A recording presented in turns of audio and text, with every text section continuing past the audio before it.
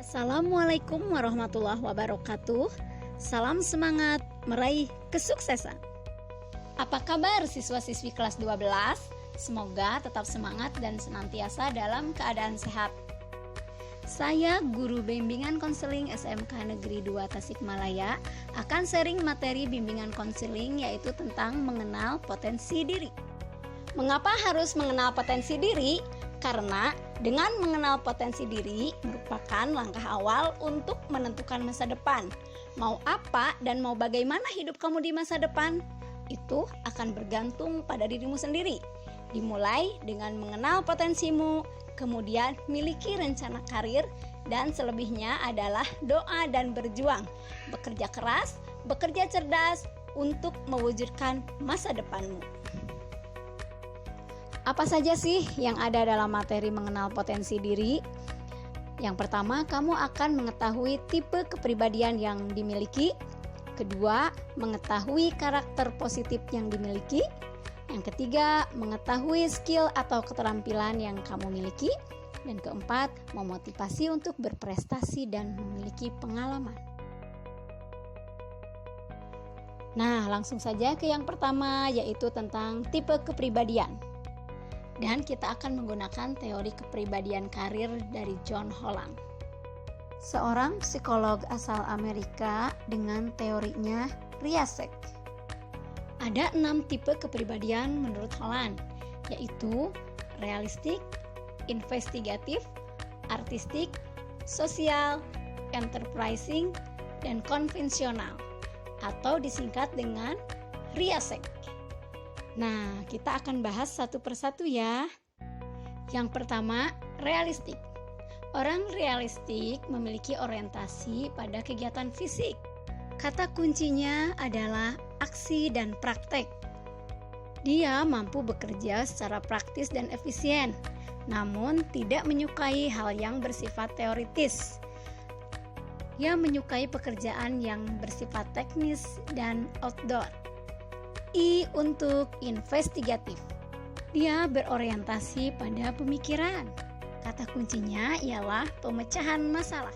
Dia memiliki kemampuan matematis, namun kurang dalam bersosialisasi dan persuasif. Bidang pekerjaannya ialah riset dan pengetahuan. A untuk artistik. Orientasinya ialah ekspresi emosi untuk menghasilkan kreasi dan keindahan. Dia memiliki imaji yang sangat tinggi, nyentrik, namun tidak mudah dipahami orang.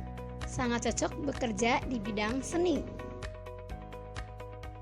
S untuk sosial. Dia sangat menyukai hubungan sosial untuk membantu sesama. Dia mudah sekali berempati, namun kadang lebih suka menghindari konflik dan sesuatu yang berubah.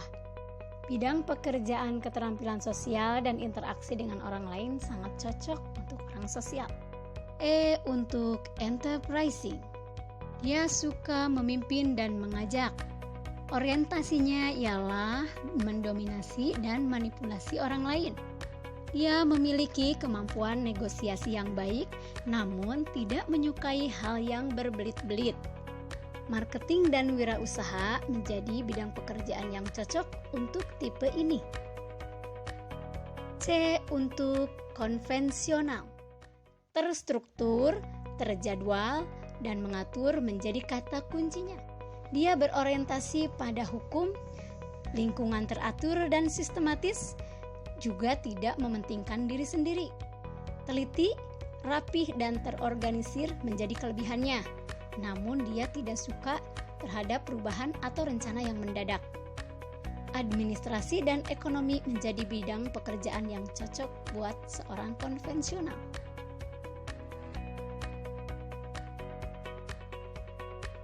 Nah, jika kamu penasaran ingin mengetahui tipe kepribadian manakah dirimu, silahkan bisa mengisi lembar asesmen tipe kepribadian Riasek seperti di gambar.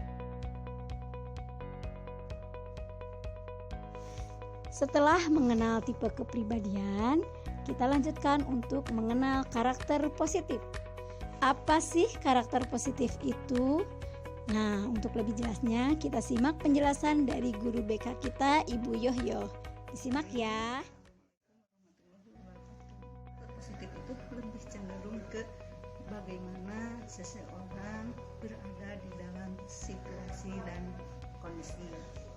Jadi orang tersebut bisa jadi adalah sebagai orang yang membuat dan dibuat nyaman kepada kepada dirinya dan kepada orang lain. Jadi orang yang punya karakter positif itu dia akan lebih disenangi, mau dan mampu berkorban, mau dan mampu berbuat baik. Gitu. Jadi orang itu terkadang karena sikap positifnya tersebut menjadi menutupi segala kelemahan yang dia punya. Jadi orang tersebut nggak akan kelihatan kelemahan atau ketidakbaikannya. Jadi orang tersebut selalu membuat dan dibuat nyaman oleh siapapun atau kepada siapapun. Orang yang memiliki karakter positif itu ya cenderung tidak kelihatan hal-hal yang buruk atau yang negatif. Kenapa penting harus memiliki karakter positif? Tentu saja supaya kita bisa nyaman berada di situasi apapun. Ya, kalau kita memiliki karakter yang bad mood, nah itu akan sangat sulit bisa menyesuaikan diri dalam situasi yang tertentu. Tapi kalau yang memiliki karakter positif, kenapa penting? Karena dengan karakter positif yang kita punya, berarti kita bisa menyesuaikan diri, bisa nyaman berada di situasi bagaimanapun, di tempat yang seperti apapun, sekalipun tempat itu adalah tempat yang menakutkan. Jadi ketika kita memiliki karakter yang positif, tidak ada tempat yang menakutkan, tidak ada tempat yang buruk, tidak ada situasi yang tidak membuat diri kita nyaman, diri kita mencekam atau menakutkan. Anak-anak, selamat berjuang dalam hidup. Semoga kita semua mendapat berkat dan bisa sukses dalam segala hal. Tentu saja hal-hal yang positif. Mohon maaf atas kesalahan ungkapnya dan terima kasih. Assalamualaikum warahmatullahi wabarakatuh. Di sini ada 24 karakter positif. Nah, kita akan lihat apa pendapat teman-teman kalian tentang karakter positif. Bisa diandalkan, Jujur, pekerja keras, bersahabat, berpenampilan rapi, dapat dipercaya, amanah, tepat waktu, supel, kreatif, menyukai tanggung jawab, adil, bekerja dengan kelompok, disiplin, solutif, kerja dengan baik meski tanpa diawas, Pembelajar yang cepat, senyum, bekerja dengan rapi, teguh pendirian, bersikap positif, kooperatif atau bisa kerjasama. jangan mudah marah, optimis,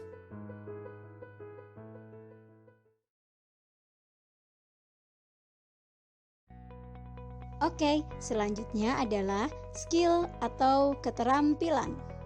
Apakah itu skill? Akan dikupas tuntas oleh Ibu Dede Amalia.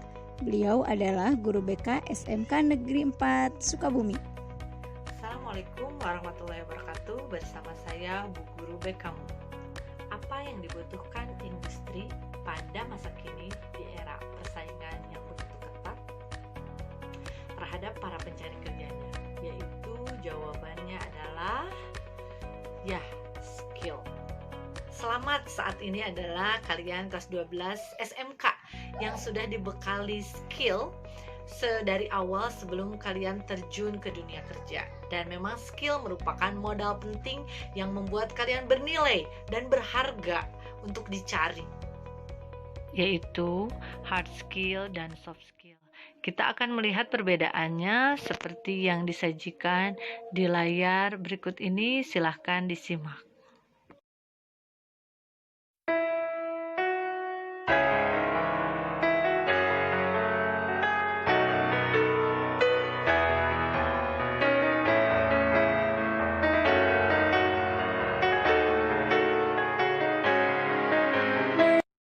Kira-kira penting soft skill atau hard skill? Ternyata kedua-duanya sangat penting.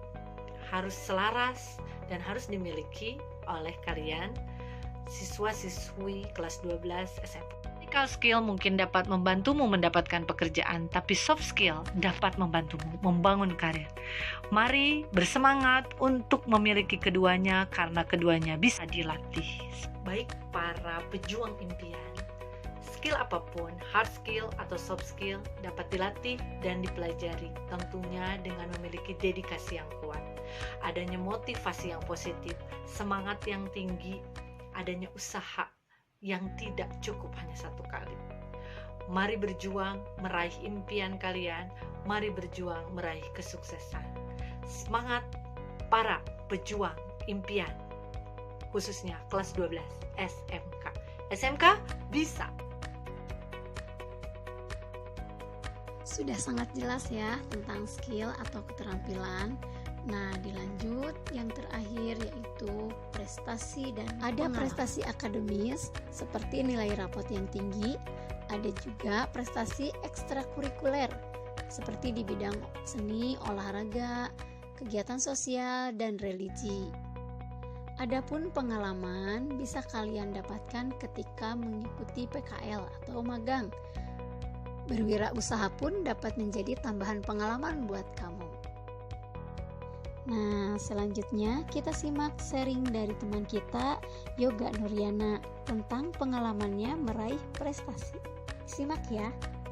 Assalamualaikum warahmatullahi wabarakatuh. Halo teman-teman, perkenalkan nama saya Yoga Nuriana dari kelas 13 Mekatronika. Di sekolah SMK Negeri 2 Tasikmalaya saya mengambil jurusan Mekatronika yang 4 tahun.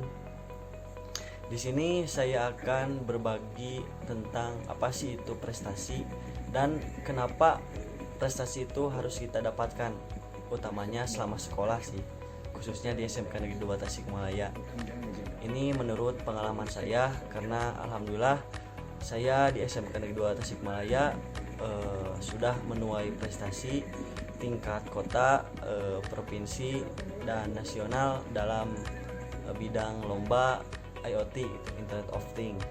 Nah, apa sih itu definisi tentang prestasi? Menurut saya, definisi prestasi itu adalah hasil apa yang saya usahakan dari dulu sampai sekarang gitu. Intinya itu hasil usaha yang telah saya lakukan. Yang kedua, kenapa sih kita harus memiliki prestasi? Sedikit saja sih. Karena contohnya, kalau kita bisa berprestasi, kita bisa dipandang orang. Prestasi itu dapat memudahkan kita dalam masuk ke perguruan tinggi gitu.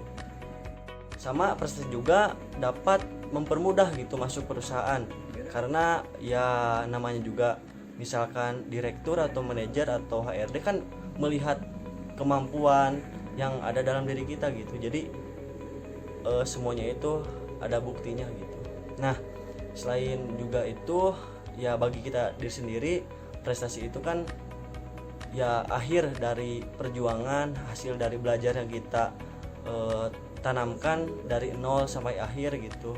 Selain itu juga bisa membanggakan kedua orang tua gitu, bisa membanggakan sekolah juga gitu, bisa membawa citra sekolah ke luar gitu. Nah, itulah mungkin dari saya apa sih itu definisi prestasi dan kenapa kita harus memiliki prestasi. Semoga teman-teman terinspirasi oleh saya gitu,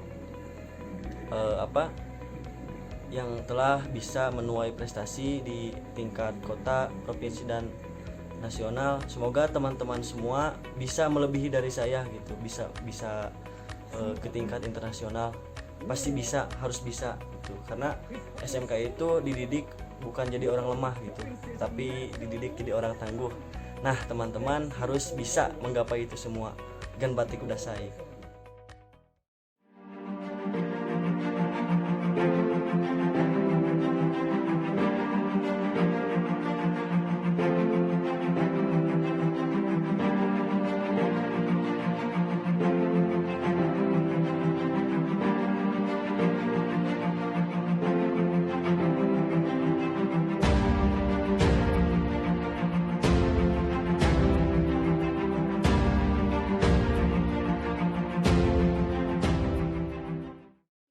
Materi tentang mengenal potensi diri. Setelah kalian simak materi tadi, apakah sudah mengetahui tipe kepribadian mana yang mewakilimu? Kemudian, karakter positif apa yang dapat membantumu untuk sukses di dunia kerja? Keterampilan apa yang dapat membantumu sukses di dunia kerja? Serta prestasi dan pengalaman apa yang dapat membantumu sukses di dunia kerja? Terima kasih sudah menyimak materi mengenal potensi diri. Semoga bermanfaat ya. Semangat selalu untuk meraih kesuksesan. Wassalamualaikum warahmatullahi wabarakatuh.